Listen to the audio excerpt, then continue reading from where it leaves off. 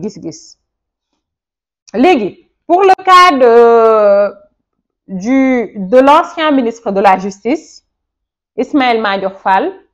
mi nga xam ne yoon war na koo déglu tey ci haute cour de justice concernant dossier bi ñeel wàllum corruption présumée. loolu je pense que on en a parlé ginnaaw bi mu defee woon sorti wam ca 7TV ak suñu consort boobu Maïmouna Ndour Faye ba léegi ni si waxoon nañ ci te li ñu waxoon je pense que leer na maanaam déjà Ismaïla Madior Fall moom moo toog mu ne jox nañ ma 50 millions gracieusement Cheikh Gueye jox na ma 50 millions gracieusement moom mooy entrepreneur bi waroon a tabax palais de justice bi waroon a am Guédiawaye waaye man delloo naa ko diplomatiquement jox nañ ma ko maanaam corrompre nañ ma gracieusement waaye man delloo naa ko diplomatiquement moom foofu la njëkk a daanoo parce que li ma wax rek waroon naa mën a ne jox nañ ma ko gracieusement ma delloo ko automatiquement ci saa si parce que quand il dit que delloo naa ko jox na ma ko mais après delloo naa ko ça veut dire que yow acte de corruption bi am na parce que yow déjà jël nga xaalis bi et du moment que jël nga xaalis bi rek feewu corruption bi dafay taxaw. Cheikh Gueye ñëw gën ko enfoncé parce que nee na nekkul ni rek 50 millions la ko waroon a jox mais 250 millions de francs CFA la ko waroon a jox mu daal di koy jox 50 millions ne ko léegi bàyyi bi na gaaw su gaawee mu mën a def li may def après ma jox la 200 millions de francs CFA mu nekk 250 millions de francs CFA. Déjà c'est un projet boo xamante ni li mu naroon a coûter état du Sénégal rek kenn xamu ko parce que yow un projet boo xamante ni boo tabaxee li ngay tabax ba noppi mi ngi waroon a coûter à l'état du Sénégal 576 millions en tout cas 500 millions et quelques de francs CFA yow nga ñëw jox ko benn terrain boo xamante ni mi ngi toll ci 8000 et quelques mètres carrés te terrain boobu noonu non 2 hectares autant pour moi mais am nga ci 8000 et quelques mètres carrés boo xamante ni yow yaa ko moom te terrain bi yëpp boo ko jëlee dem tayle ko banque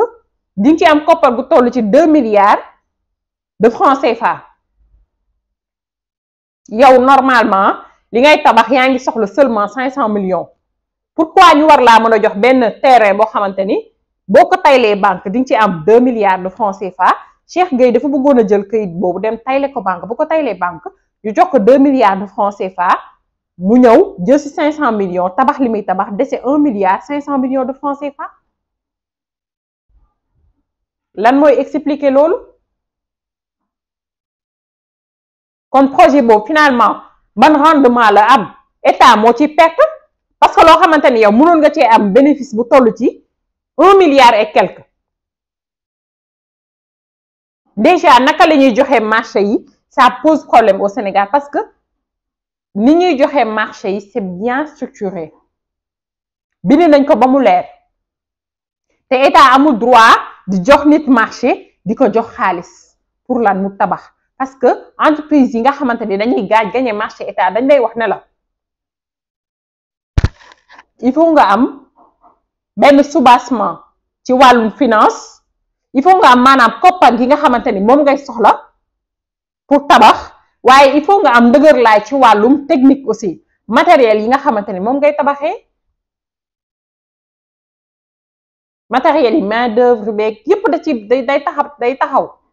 matériel yi ngay soxla koppar gi nga xamante ni moom nga war a dépenser boo paree jox état clé état jox la xaalis mais yow munoo ñëw tàmbali ngeen nekkul benn brique wala amul benn brique boo xamante ni Cheikh Gueye teg na ko pour tabax palais de justice boobu waroon a am Guédiawaye.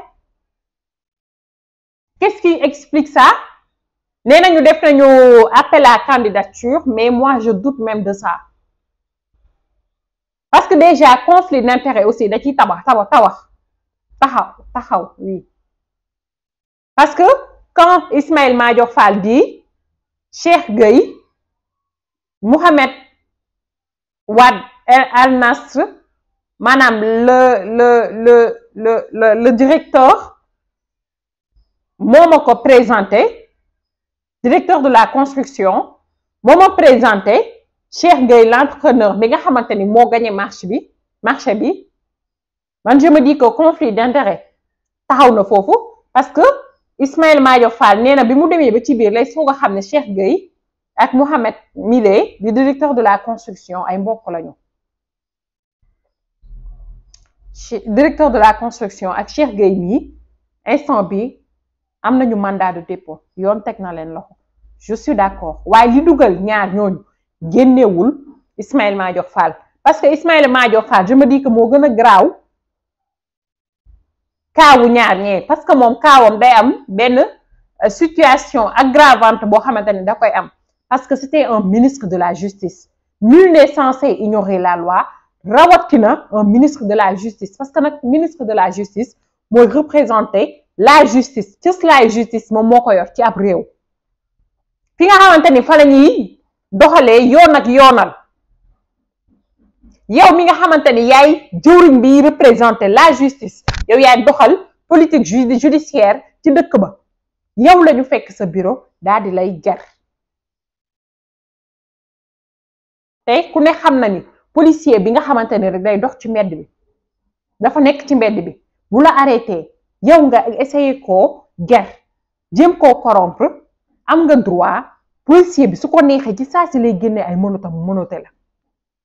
yow un ministre de la justice ñu fekk la ci sa bureau jox la as koppar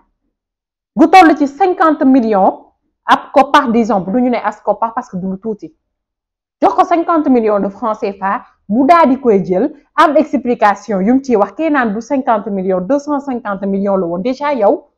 acte de corruption bi consommé nga ko parce que li ma wax léegi rek jotoon ngaa recevoir li nga xamante ni moo di xaalis bi may xalaat di ko delloo parce que y a eu des problèmes après entre vous déjà ni nga joxe marché bi jaarul yoon conflit d'intérêt am na ci commission am na ci parce que bu dee ni dañ la ne dañ koo jox 50 millions de francs CFA mais waroon na koo mottali ba mu toll ci 250 millions maanaam deseloon na ko 200 millions de francs CFA est-ce que du da ngeen toog waxtaan mais c'est vrai que marché bi ça va te coûter 500 millions de francs CFA mais dinañ la jox terrain boo xamante ni tey boo demee banque tayle ko dinañ la jox 2 milliards de francs CFA te 2 milliards de francs CFA yooyu boo ci tabaxee 500 millions après il va te rester 1 milliard 500 millions de francs CFA man dama ciy am lekk gi mi ngi toll ci 250 millions de francs CFA ma avance de 50 millions en attendant les choses ci un ministre de la République moo tax ma ne mën na am mandat de dépôt comme mën na am contrôle judiciaire bracelet électronique mais dina jafe lool pour Ismaïla Madior Fall ñibbi sachant que nee nañu corruption le corrupteur le corruptible ñoom ñëpp yoon dalee ni mën na leen teg loxo kon ki corrompre bu dee jamono ji mi ngi ci loxo yoon corruptible moom kenn waxatu ko normalement ci xel bu gàtt laa waxuma ay loxo waxu droit bi mais ci xel bu sell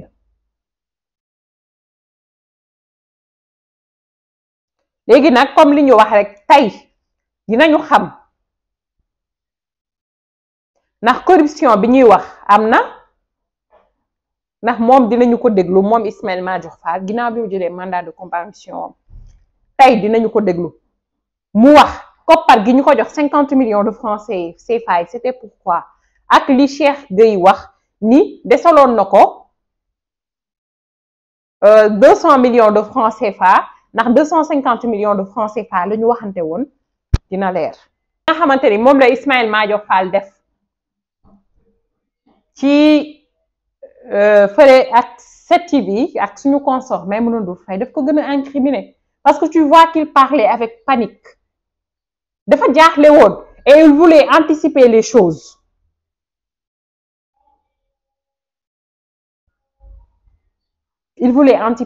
anticiper ci mbir yi moom Ismaïla Madior Fall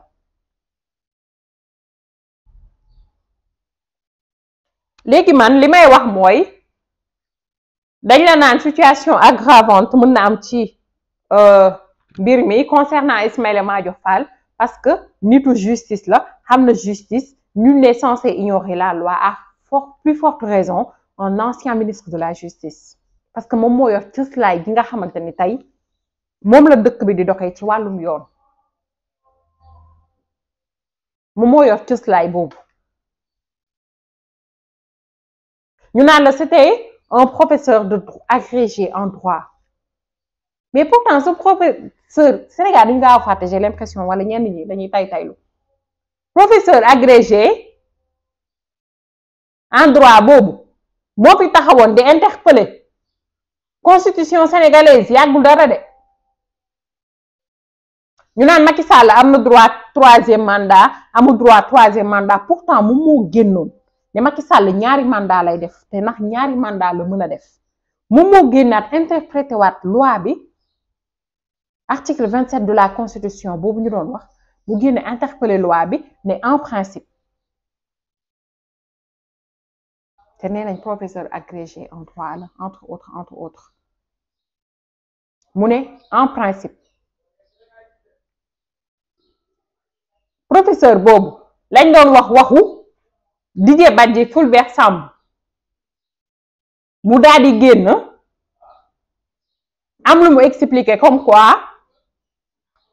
le cas Didier Badji ak Fulbert Sambou amnistie bi da ko yóbbaale kon li mu bëgg a wax foofu mooy ñooñu seen mort c'est lié à des faits politiques parce que amnistie lu mu yóbbaale rek fait politique da cee tënk ko alors ci la génnaat pour rectifier ne lapsus la mais un lapsus révélateur c'est un lapsus révélateur saa su waxee rek da ngay lire entre les lignes leneen loo xamante ni moom waxu ko ci